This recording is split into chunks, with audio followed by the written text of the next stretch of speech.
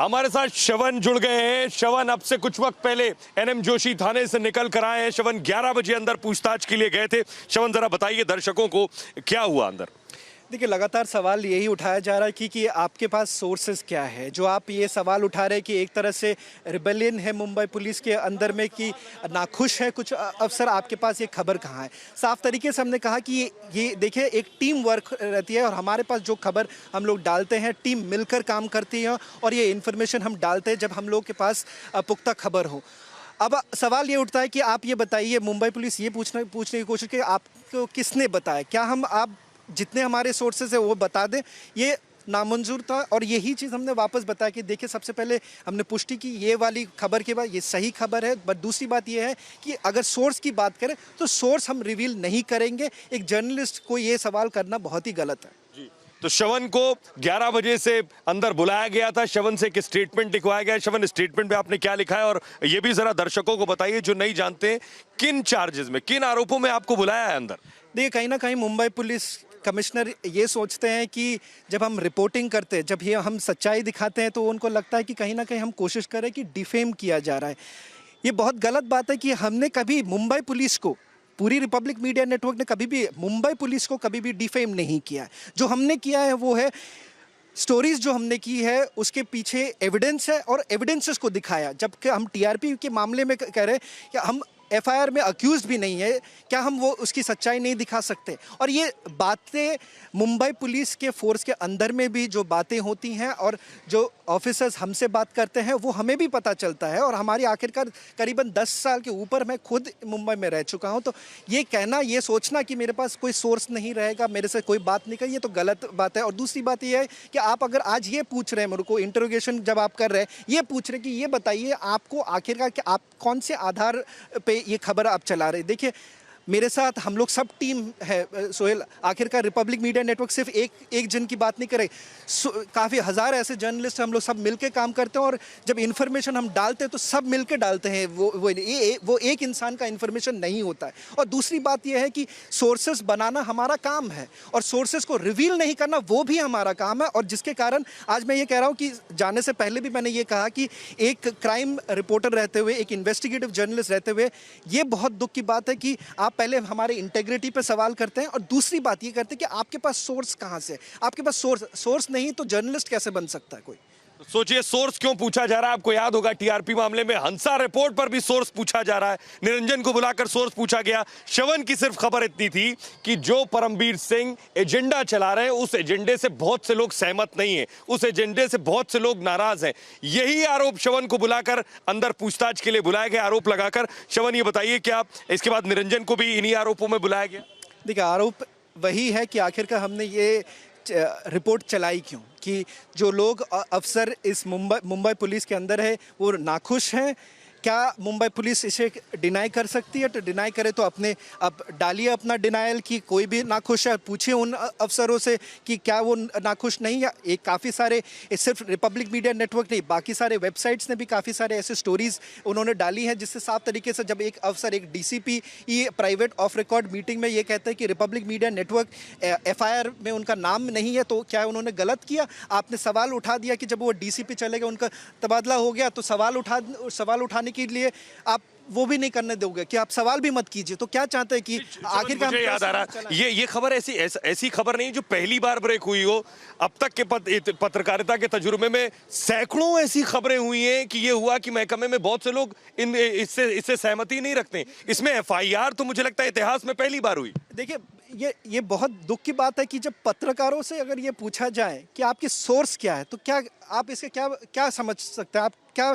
आप पहली बात तो ये है कि अगर पत्रकार के पास सोर्स ही ना हो तो वो ना कोई खबर कर पाए। अगर पत्रकार ये कहते हैं कि हमारी ये सोर्स और हम नाम देना शुरू कर देते हैं तो वो अफसर तो हमसे कभी ना बात करे। सवाल यही उठता है कि वही अफसर हमसे जब बात करते हैं, प्राइवेट ऑफ रिकॉर्ड में बात करते हैं, हम उनको रिस्पेक्ट करते हैं। और वही चीज़ रहता है जो हम लोग टीवी पर डालते हैं। और ऐसा नहीं है कि जब आप ये सवाल उठाना शुरू कर देते हैं कि आपने आखिरकार किसी को डिफेम कर दिया। हम मुंबई पुलिस को हमने कभी भी डिफेम नहीं किया, हर अफसर को हम लोग रिस्पेक्ट करते हैं, आज भी हम ये कोऑपरेट करने की कोशिश करें। सवाल सिर्फ मुंबई पुलिस कमिश्नर से इसलिए उठाया गया था क्योंकि देखिए जब टीआरपी मामले में एफआईआर में, तो ये सबके पास है, पब्लिक डोमेन में है सुहेल, की रिपब्लिक मीडिया नेटवर्क एफआईआर में उनका नाम नहीं है। और क्या ये कहना गुनाह है? क्या ये कहना कि हमारा नाम नहीं है, क्या ये गुनाह बन जाता है? दूसरी बात यह है कि लगातार जब हम लोग सबूत पे सबूत डालते हैं, खुद आपने देखा होगा किस तरह से विटनेस मैनिपुलेशन टेप जब हमने डाला, ऑप इंडिया ने जो वो स्टोरी की, हमने दिखाया, सवाल हमने उठाया कि किस तरह से ये बहुत बड़ा एक क्राइम बन जाता है कि आप विटनेस को कोर्स कर रहे हो। ये हम नहीं कह रहे, ये काफ़ी सारे पब्लिक डोमेन पर डाल दिया गया है। आखिरकार वही टेप्स आज सीबीआई के पास सौंपा जा रहा है, तो सवाल हम ज़रूर उठाएंगे। अब सवाल करना भी यहाँ पे मुंबई में अगर सवाल करना भी कहीं ना कहीं कानूनी जुर्म हो जाता है तो इसमें तो बहुत दुख की बात है, क्योंकि कहीं ना कहीं सुहेल, जिस तरह से मैंने खुद यहाँ पे मुंबई में रिपोर्टिंग की, मैंने कभी ये नहीं देखा गया कि मुझे ये सवाल किया जाए कि आप बताइए मेरा आपका सोर्स क्या है। जो मैं वापस कहूँगा, मैं अपने कोई भी सोर्स, मैं अपने कोई भी आईपीएस ऑफिसर जिनसे मैं बात करता हूँ या कांस्टेबल से मैं बात करूँ, उनका नाम मैं कभी नहीं लूँगा। बड़ी बात यही सोचिए कि गवाहों पर दबाव कौन बना रहा है, उनसे कोई सवाल नहीं कर रहा है। गवाहों के बयान कौन पलटवा रहा है, उनसे कोई सवाल नहीं कर रहा है। गवाहों के घर के बाहर पुलिस बिठा दी गई जिससे हम उनसे बात ना कर सके, वहां कोई सवाल नहीं हो रहा है। लेकिन हमारे सोर्सेज जानना चाह रहे हैं। अब शवन बताइए जरा, क्यों जानना चाहते हैं सोर्सेज वही जानना चाहेगा जिसे डर होगा। देखिए, जब हम सवाल पे सवाल ये उठाते हैं कि आपने क्यों एफआईआर में, जब एफआईआर में रिपब्लिक मीडिया नेटवर्क का नाम नहीं एक दूसरे नेटवर्क का नाम है, तो आपने उन नेटवर्क को क्यों नहीं बुलाया गया?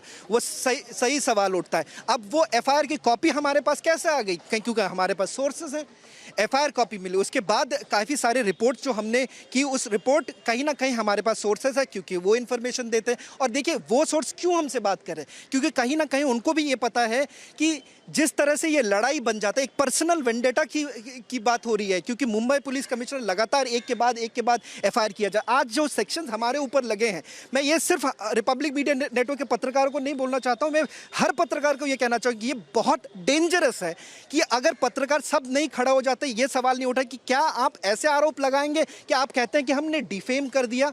क्या हम ये नहीं कह सकते हैं कि आखिरकार मुंबई पुलिस फोर्स में हो क्या रहा है, नीचे के लोग क्या सोचते हैं? वो जो जिन लोगों की तबादला हो जाती है उनके बारे हम नहीं बात करेंगे। हमने पुलिस के इनजस्टिस के बारे में भी बात किया और लगातार करते जाएंगे, क्योंकि कहीं ना कहीं जिस तरह से पर्सनल वेंडेटा की बातें होती है, वो पर्सनल वेंडेटा की ही सवाल उठाया जा रहा और फैक्ट्स दिखाए जा रहे, लगातार फैक्ट्स। विटनेस मैनिपुलेशन टेप ले लीजिए, एफआईआर की कॉपी ले लीजिए, हंसा रिपोर्ट की बात कीजिए। कल को कोर्ट ने साफ तरीके से ये कह दिया कि हंसा रिपोर्ट की अगर बात करें, हंसा रिपोर्ट की लीक आप अपने एम्प्लॉई से पूछिए हमारे पास कैसे आई, वो इशू नहीं बनता। इशू ये बनता है कि आज क्या हम लोग ये रिपोर्ट करना ही बंद कर दें और सिंपली ये कहें कि जो भी प्रेस रिलीज आएगा हम छाप दें, वो सवाल नहीं उठाएं।